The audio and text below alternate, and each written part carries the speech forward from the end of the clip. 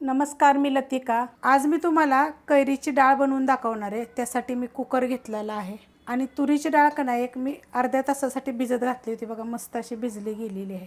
कमीत कमी 20 मिनटं जरी भिजत घातली तरी चालेल आणि नाही भिजत घातली तरी चालेल. भिजत घालायच्या अगोदर काय केले, स्वच्छ धुवून घेतलेली आहे आणि आत्ता पण मी त्याला एकदा धुवून घेतलेली आहे. डाळ टाकून घेतलेली आहे. त्याच्यामध्ये बघा 2 चमचे मसूरची डाळ घेतलेली आहे. पण ही मसूरची डाळ काय भिजत घातलेली नाही, फक्त धुवून घेतलेली आहे स्वच्छ. 2 चमचे घेतलेले आहे. जर तुम्ही तुरीची डाळ, मुगाची डाळ आणि मसूरची डाळ मिळून जरी घातली ना तरी पण चालू शकते. काय करायचं माहिती आहे का, ह्या वाटीच्या प्रमाणे मी ही तुरीची डाळ घेतलेली आहे जी आपण भिजत घातली होती. तुरीची डाळ 1 वाटी असली की नाही तर अर्धी वाटी घालायची आपल्याला मुगाची डाळ आणि त्याच्यापेक्षा कमी घालायची मसूरची डाळ. सेम प्रमाण कधी घ्यायचं नाही, कमी जास्त घ्यायचं. आता त्यात आपण साहित्य टाकून घेऊया. एक मिडियम आकाराचा कांदा घेतला आहे बघा. अशा पातळ काप करून घेतलेले, छोटे छोटे तुकडे जरी करून जरी घेतले तरी पण चालू शकतात. अर्धा टोमॅटो घेतलेला आहे आणि 2 हिरव्या मिरच्या घेतलेल्या आहेत. कारण आपण कैरी टाकणार आहे ना, म्हणून मी अर्धच टाकलेलं आहे. त्यात टाकायचे आपल्याला एक मसाला विलायची, एक साधी विलायची, स्टार फुलचं एकच पाकळी घेतलेली आहे, दालचिनीचा छोटा तुकडा घेतलेला आहे, एक तेजपत्ता घेतला आहे बघा. मोठ्या आकाराचा होता म्हणून त्याचे मी 2 तुकडे केलेले आहेत. त्यात टाकायचे आपल्याला पाणी. साधंच पाणी घेतलेलं आहे मी. 2 ग्लास मी पाणी टाकलेलं आहे बघा.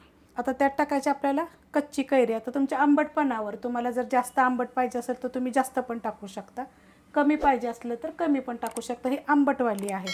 त्यात टाकणारे गूळ 3 बघा खडे घेतलेले आहे, ते बिन केमिकल गूळ आहे.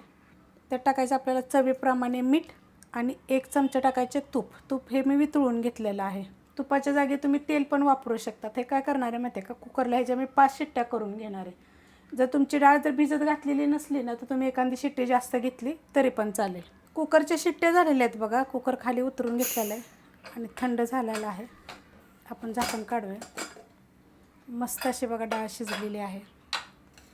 एकदम गाळ शिजते बघा अशा पद्धतीने. तुम्हाला पाहिजे तर तुम्ही ह्याच्यामध्ये पाणीसुद्धा अजून टाकू शकता, तर तुम्हाला अजून पातळ पाहिजे असेल तर.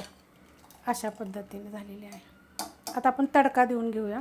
तडका पॅन घेतलेला आहे बघा. त्याच्यामध्ये अर्धी पळी तेल गरम करून घेतलेलं, एकदम कडक गरम केलेलं आहे. त्याच्यामध्ये छोटा 1 चमचा जिरे आणि 1 चमचा मोहरी.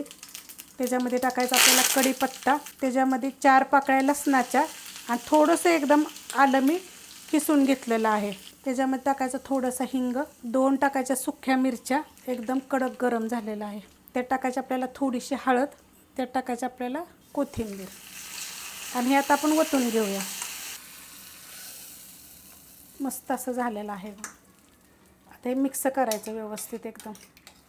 आणि तुम्हाला पाहिजे तरी जरा थोडंसं उकळून जरी घेतलं तरी चालेल आणि असंच खायला जरी घेतलं तरी चालेल. छान लागतं एकदम.